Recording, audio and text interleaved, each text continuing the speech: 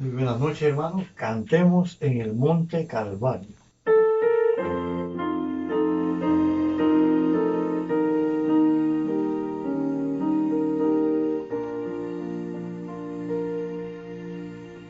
En el monte Calvario se vio una cruz, el emblema de enfrenta y dolor.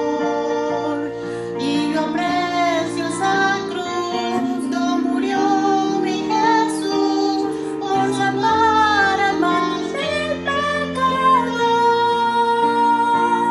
Cuando estimo la cruz de Jesús, en sus triunfos mi gloria será.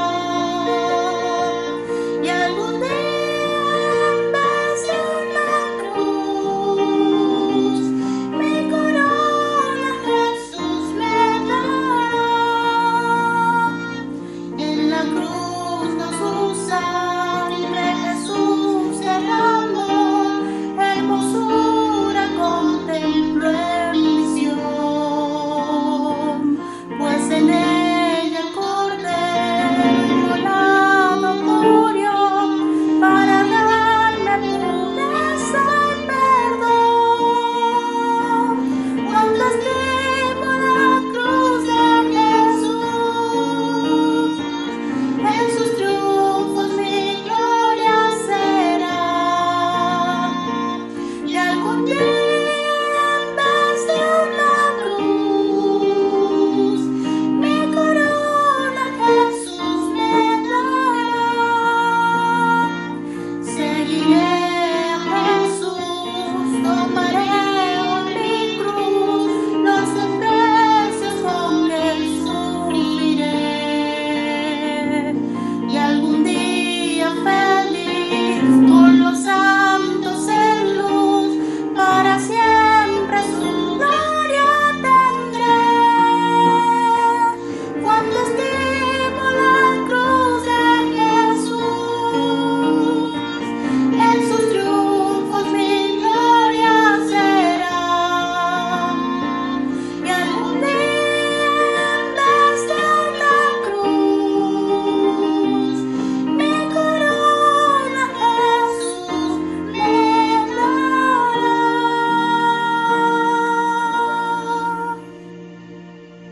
Que Jesús dijo: Padre, perdónalos porque no saben lo que hacen. Es la primera palabra que él pronunció en la cruz. La palabra la encontramos en el Evangelio de Lucas capítulo 23 y el verso 34. ¿Dónde estaba Jesús cuando pronunció esta palabra? Muchos dirán, y quizás fue una forma despectiva, pero estaba en la cruz. Sí, pero yo lo que quiero es que veamos la ubicación, la posición que él tenía, y podemos verla en todos los ámbitos. Él estaba elevado como a unos 2 o 3 metros del nivel del piso, así que esto le daba a él una perspectiva de visión de todo el panorama que estaba contemplando, y podemos ver que él transmite esa visión que tenía. Él estaba viendo allí, ¿verdad?, a los soldados que echaban suerte sobre su vestido, una túnica hermosa que era un solo tejido, no tenía, ¿verdad?, costura extra, estaban echando suerte en él. Él estaba viendo además a los líderes religiosos que se burlaban de él, hacían escarnio de él los líderes religiosos. Estaba viendo también a la muchedumbre que se burlaban de ello y hacían blasfemia contra él. Así es que podemos darnos cuenta de la visión que él tenía. Pero también desde el punto de vista espiritual era Dios mismo que estaba observando esta naturaleza. Y nos estamos dando cuenta entonces ¿por qué? ¿Por qué Jesús, ¿verdad?, exclama: Padre, perdónalo porque no saben lo que hacen? Y es verdad, ellos no sabían lo que estaban haciendo. Los soldados usualmente ellos trataban así a cualquier reo, y era natural porque estaban cumpliendo, ¿verdad?, un deber. La mafia convenció a la muchedumbre para que pudiera tener estas exclamaciones de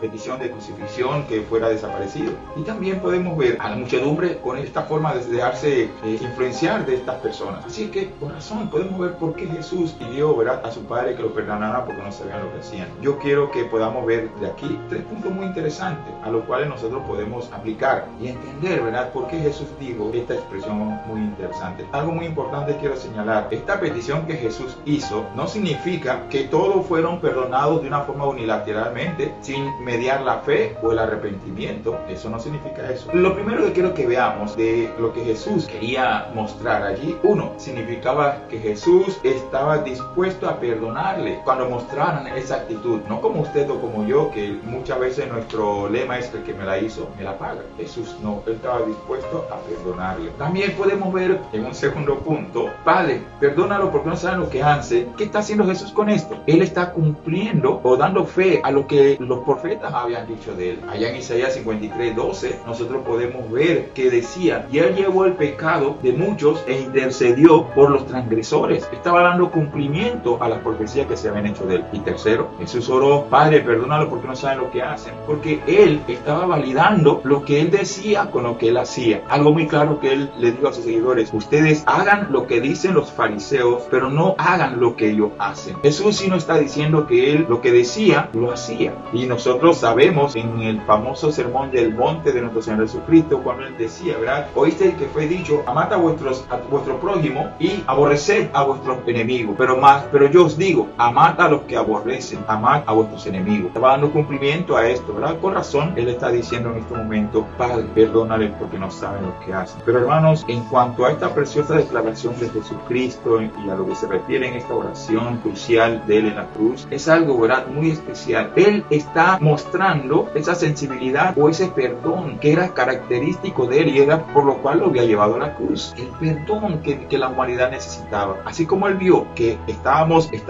no sabían qué hacer, igual estamos nosotros en estos tiempos. Pero lo más maravilloso es que se da cumplimiento de este perdón cuando vemos ese centurión romano, cuando vemos aquel ladrón que se arrepiente en la cruz, cuando vemos aquel líder del Sanedrín que fue y buscó su cuerpo, cuando pasado poco más de un mes, más de 3,000 almas se arrepienten y aceptan ese mensaje que está dando los apóstoles, y que de nosotros en nuestros tiempos da cumplimiento a esa expresión preciosa: Padre, perdónalo porque no saben lo que hacen. Dios le bendiga, mis hermanos, que la gracia de nuestro Señor Jesucristo sea para con todos nosotros. Hace más de 1000 años el salmista David registraba sobre la crucifixión de nuestro Señor Jesucristo en el Salmo 22. En Lucas nos habla en el capítulo 23, del versículo 39 al 43, nos registra la palabra de Dios. Y uno de los malhechores que estaba colgado le injuriaba diciendo: si tú eres el Cristo, sálvate a ti mismo y a nosotros. Respondiendo el otro, le reprendió diciendo: ¿ni aún temes a Dios, estando en la misma condición? Nosotros, a la verdad, juntamente padecemos, porque recibimos lo que merecieron nuestros hechos. Mas antes ningún mal hizo. Y dijo a Jesús: acuérdate de mí cuando venga en tu reino. Entonces, respondiendo, Jesús le dijo: de cierto, te digo que hoy estarás conmigo en el paraíso. La fe es una sustancia de lo que se espera y la convicción de lo que no se ve. En la cruz podemos ver cómo dos personas cuestionan a Cristo Jesús. La diferencia es la actitud de cómo nosotros nos acercamos a Cristo. En el libro de Job, capítulo 3, nos enseña cómo Job cuestionó a Dios con fe, mansedumbre. En la cruz podemos ver dos cuestionamientos ante Cristo. Uno reclamando sin reconocer sus pecados. El otro reconoce sus pecados y reconoce a Cristo como justo. Su fe lo llevó a la presencia de Dios. Todo podemos de cómo nos acercamos a nuestro Señor Jesucristo. Todo depende de cómo usted y yo nos acercamos a Cristo Jesús. Uno de los malhechores reconoce su situación ante Dios y reconoce que Cristo le podía sacar de la situación en la cual se encontraba. El otro reclamaba sin reconocer su situación.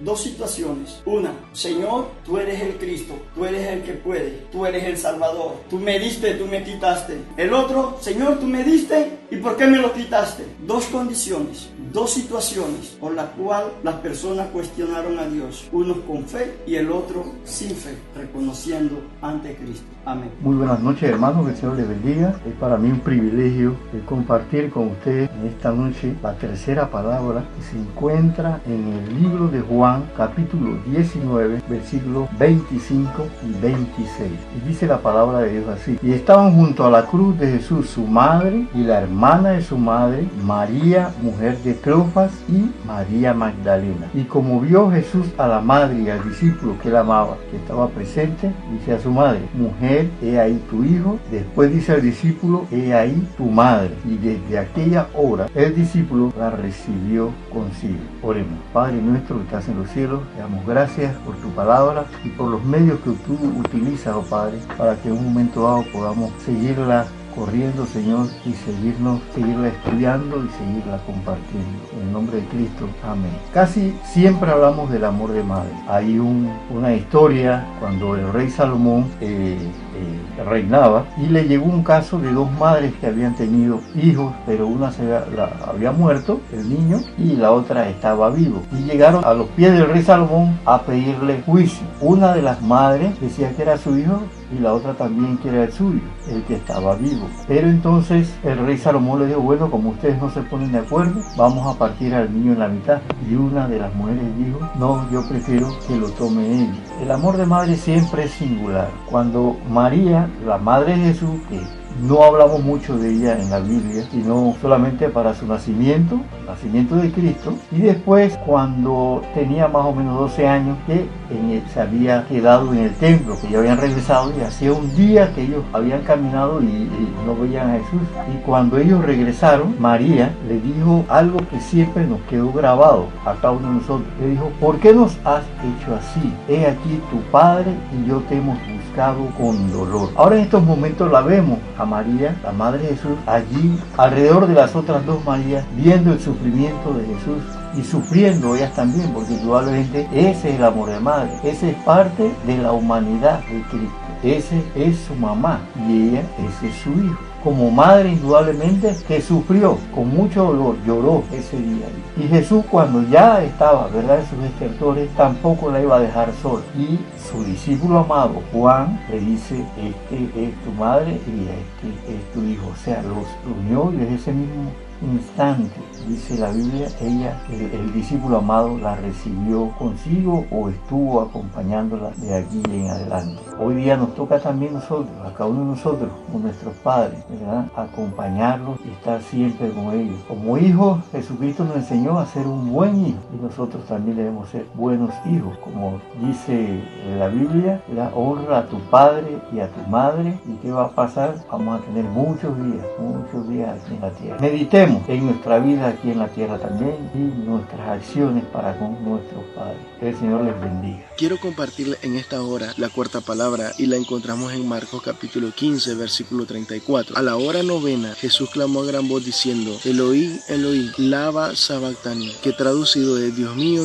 ¿por qué me has desamparado? También encontramos este mismo versículo paralelo en Mateo 27, versículo 46. Sin embargo, Marcos lo refleja todo el lamento en arameo. Sin embargo, Mateo dice: Elí, Elí, lama sabactani. La primera parte lo refleja en hebreo, lo habla en hebreo, y la segunda parte del lamento lo transmite en arameo, en Mateo. Por eso la diferencia. Pero bien, quiero compartirle brevemente sobre este versículo. Uno de ellos es que había una lucha que Jesús estaba librando entre la luz y las tinieblas. Estaba ese momento en la cruz tan oscuro, porque muchas veces pareciera como si era solamente que él estaba colgado en el madero y la gente burlándose, injuriándole, diciéndole: bueno, si eres el Hijo de Dios, bájate de la cruz, salvaste a muchos, sin embargo no te puedes salvar, el que va a destruir el templo y lo vas a reconstruir en 3 días, bueno, si bajas de la cruz vamos a creer en ti. No eran solamente palabras, no eran solamente humillaciones que Jesús estaba recibiendo, sino que él estaba en una lucha espiritual entre la luz y las tinieblas para nuestra salvación, por el perdón de nuestros pecados. Entonces encontramos algo muy interesante en este lamento, y nos damos cuenta que a pesar que el Padre amaba y ama al Hijo, y Jesús lo dijo: el Padre y yo uno somos, así como yo amo al Padre, el Padre me ama a mí, y mostró siempre esa relación entre el Hijo y el Padre. Sin embargo, en este momento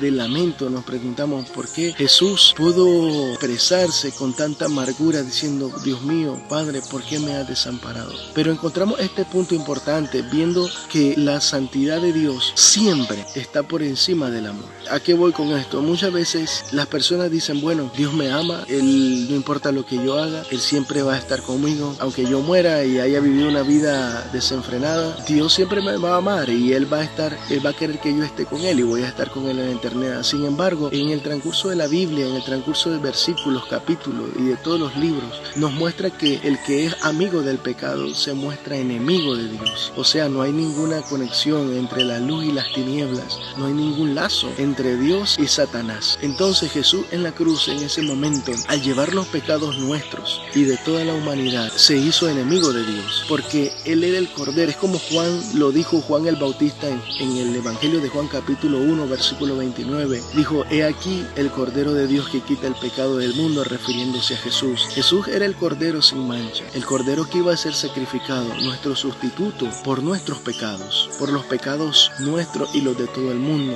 Entonces Jesús en ese momento en la cruz estaba experimentando el castigo de Dios. En el Getsemaní, cuando Jesús oró, dijo: Padre, si es posible, pasa de mí esta copa, pero no se haga como yo quiero, sino como tú lo deseas. Entonces encontramos nuevamente, porque la palabra copa en el Antiguo Testamento simboliza ira de Dios, y Jesús estaba experimentando la ira de Dios en ese momento, que demanda la santidad por causa del pecado nuestro y de toda la humanidad. Entonces vemos en estos versículos el lamento de Jesús y podemos entender de una manera espiritual lo que Jesús estaba pasando por nosotros. Por otro lado, Cristo es nuestro sustituto. Dice en 1 de Juan capítulo 2 versículo 1 y 2 que si hemos pecado, abogado tenemos para con el Padre, a Jesucristo el justo. Jesucristo es nuestro abogado y nuestra propiciación, dice 1 de Juan capítulo 2 versículo 2. O sea, nuestra propiciación. Propiciación significa aquel cordero que apacigua la ira de Dios, aquel cordero que ha dado satisfacción a la demanda de la santidad de Dios por causa del pecado. Jesús es el Cordero sin mancha, nuestro Salvador, nuestro Señor, y a través de su muerte en la cruz podemos tener el perdón de nuestros pecados y acercarnos a Él confiadamente ante el trono de la gracia. Ahora podemos entender por qué su lamento: oh Dios mío, ¿por qué me has desamparado? Porque Él llevó sobre sus hombros nuestros pecados y nuestra salvación. Qué bueno Dios que podemos acercarnos a Él, qué bueno es nuestro Jesús, el Hijo de Dios. Podemos amarle y estar seguros que Él nos ama, que dio su vida por cada uno de nosotros, experimentando el dolor extremo para poder darnos salvación. Dios les bendiga. Dios le bendiga a mi querido hermano. Hoy tengo el honor de poder hacer mención de la quinta de esas 7 palabras, que tiene que ver con Jesús y la pronunciación de tengo sed. En el capítulo 19 del Evangelio según San Juan y el versículo 28 dice: después de esto, sabiendo Jesús que ya todo estaba consumado, dijo, para que la escritura se cumpliese, tengo sed. Tengo que hacer referencia a las palabras de Jesús del Antiguo Testamento, el salmista, en el capítulo 69 y el verso 21 del Salmo. Lo cierto es que este era el tiempo crucial, este era tiempo decisivo para la iglesia que el Señor había instituido, y estaba pendiendo de un madero crucificado con unos inmensos clavos en las manos y en los pies, y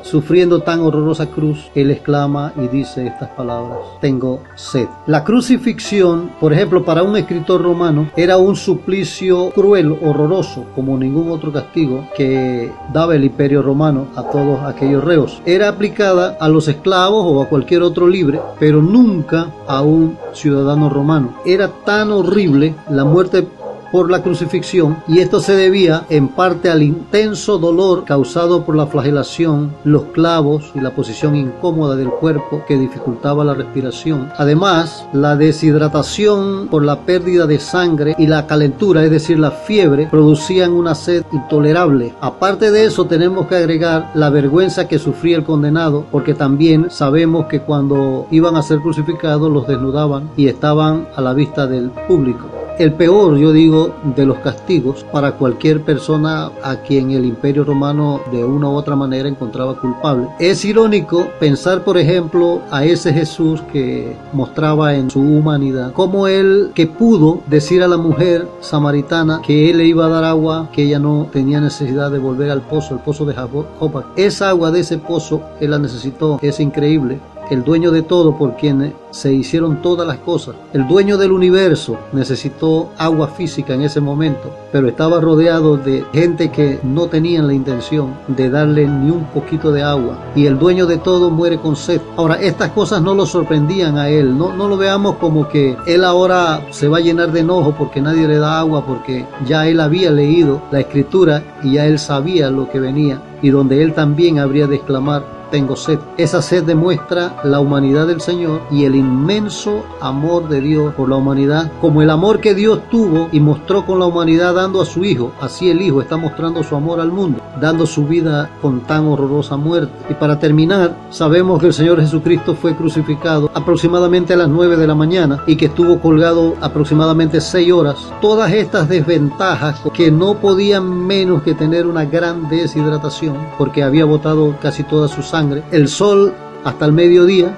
y también la posición en la que estaba no era la más cómoda. El tremendo esfuerzo de él hacía que su cuerpo estuviese pidiendo con mucha vehemencia agua. Lo cierto es que el Señor, por amor a la humanidad, se deja crucificar para cumplir la justicia de Dios, y nosotros un día como hoy podamos reflexionar y podemos estar seguros de ese amor, como dice la Escritura: si cuando éramos sus enemigos Él dio a su Hijo para hacernos sus hijos, ¿cuánto más no nos dará con Él también ahora todas las cosas? De manera que aliento con estas palabras a los hermanos y les animo para que sigamos adelante, ayudándonos unos a otros, que la necesidad del uno sea la necesidad del otro y que el triunfo del uno sea el triunfo del otro. Dios les bendiga. Bendiciones, hermanos. Dice la palabra de Dios en Juan 19:30: cuando Jesús hubo tomado el vinagre, dijo: consumado es. Y habiendo inclinado la cabeza, entregó el espíritu. Consumado es. Qué frase tan importante para toda la humanidad. Los enemigos de Jesús, viéndolo agonizando en esa cruz, pensaron que ese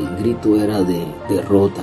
Pero nosotros sabemos que no. Ese grito de victoria, donde el Señor había culminado todo lo que el Padre le había comendado hacer. Qué importantísimo para nosotros como cristianos, como creyentes, que el Señor llevó todo ese peso del pecado en la cruz del Calvario por cada uno de nosotros. Y había terminado todo ese sufrimiento, porque conocemos que Él fue hombre como nosotros y tuvo dudas, tuvo miedo, tuvo cansancio, pero a pesar de todo, Él culminó lo que el Padre le había mandado hacer. Consumado es. Todo lo que el Señor había venido a hacer aquí en la tierra había terminado. La larga historia del plan de redención del hombre estaba terminado. El mensaje de Dios al hombre estaba concluido. Las obras hechas por Jesús como hombre en la tierra estaban terminadas. La tarea de entrenar a aquellos embajadores estaba finalizada. La canción había sido cantada. La sangre había sido derramada. El trabajo estaba terminado. El aguijón de la muerte fue quitado. Todo estaba concluido. Debemos de alegrarnos porque Jesús venció la muerte y venció el pecado en nosotros. Dice Pablo: para mí el vivir es Cristo y el morir es ganancia, porque el Señor venció todo, venció la muerte, venció el pecado, y nosotros tenemos la seguridad que estando aquí nosotros tenemos esa fuerza y esa valentía que podemos decirle no al pecado. Y nuestro trabajo empieza aquí. Dice Hechos 20:24, porque nosotros no terminamos nuestro trabajo. El Señor hizo su trabajo. Dice: pero ninguna cosa hago caso, no estimo preciosa mi vida para mí mismo, con tal que acabe mi carrera con gozo y el ministerio que recibí del Señor Jesús, para dar testimonio del evangelio de la gracia de Dios. Ya nosotros no tenemos que temerle a la muerte, hermano. Ya nosotros tenemos que hacer nuestro trabajo con gozo, llevar ese testimonio que el Señor nos permitió a nosotros conocer hacia las personas que no conocen. Consumado es. Un grito de victoria para el pueblo cristiano, para la humanidad, para todo. Hay espacio en la mesa del Señor y es nuestro trabajo que tenemos que hacer, hermanos queridos. Ahora, hermanos, nos toca a nosotros. Nos toca llevar ese evangelio de tranquilidad, de paz, de gozo. Que no todo termina aquí. Ya la muerte no nos puede hacer nada. Lo que más puede hacernos la muerte es abrirnos las puertas para entrar a la vida eterna. Eso nos lo regaló Cristo gracias a su Padre. Consumado es, hermanos. Ya Él hizo todo el trabajo. Ahora a nosotros nos queda hacer el de nosotros. Dios los guarde, hermanos.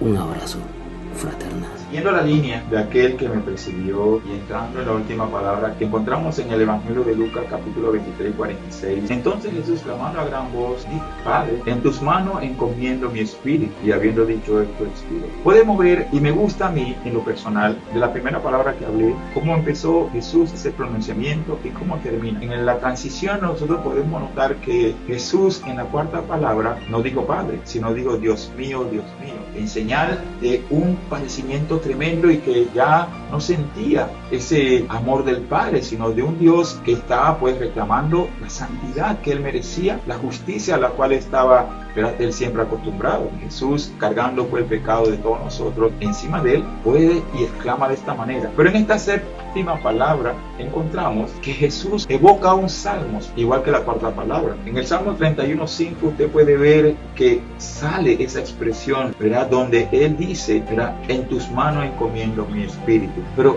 no es Jesús evocando el salmo, es el salmo evocando a Jesús a lo lejos en el futuro y que lo llevaba a su presente. Este salmo no es algo retórico, no es algo de contentamiento, sino aquí estamos viendo algo muy importante, que es el cumplimiento de lo que Dios necesitaba para satisfacer pues esa santidad, esa justicia que era necesaria y podía entonces acercar al hombre hacia él. Es una confianza que tremenda está mostrando Jesucristo en este momento. Confianza que el enemigo quiso romperla desde su comienzo. Nosotros encontramos en el Evangelio de Mateo, ¿verdad? En el capítulo 4, y Jesús, después de ser bautizado, es llevado, ¿verdad?, hacia el desierto y tentado. Y las dos primeras tentaciones quiere el enemigo por romper esa confianza que tenía Jesús en su Padre cuando le decía: si tú eres el Hijo de Dios, haz que estas piedras se conviertan en pan. Si tú eres el Hijo de Dios, tírate de la parte más alta del templo, porque como dice la Escritura, ¿verdad?, no va a permitir que sus pies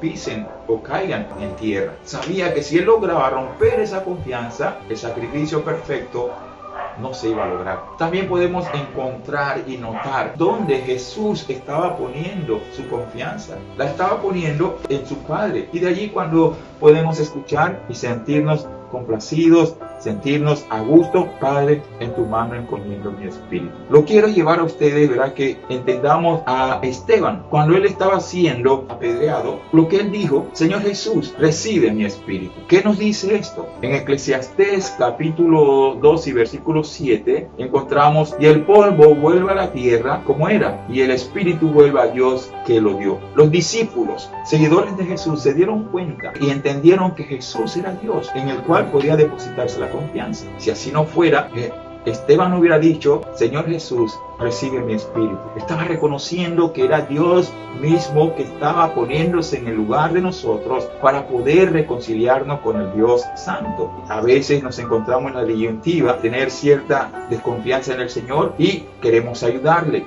No. Tenemos que poner nuestra plena confianza en el Dios Todopoderoso, en Jesucristo que dio su vida en nosotros. Esto es lo más maravilloso para nuestra vida. Y de allí entonces que podamos entender esa expresión tan hermosa que expresó: Padre, en tus manos encomiendo mi espíritu, la cual hace que toda la raza humana, como dije, no unilateralmente, sino con la buena disposición del hombre de aceptar a Cristo en su sacrificio, puede entonces recibir ese perdón y sentirse tan acogido como lo fue Jesús con su Padre, y sentirse acogido por el sacrificio pleno de Jesucristo. No dejemos pasar esta oportunidad. Pascua, que para nosotros es tan única, porque se está dando, ¿verdad?, en un momento que estamos pasando grandes pruebas, y esto nos lleva a que nuestra confianza se desarrolle y sea depositada plenamente en nuestro Salvador Jesucristo, dador de la vida, aquel que dio su vida en la cruz por ti y por mí. Es la voluntad de Dios que creamos y aceptemos ese sacrificio pleno para nuestra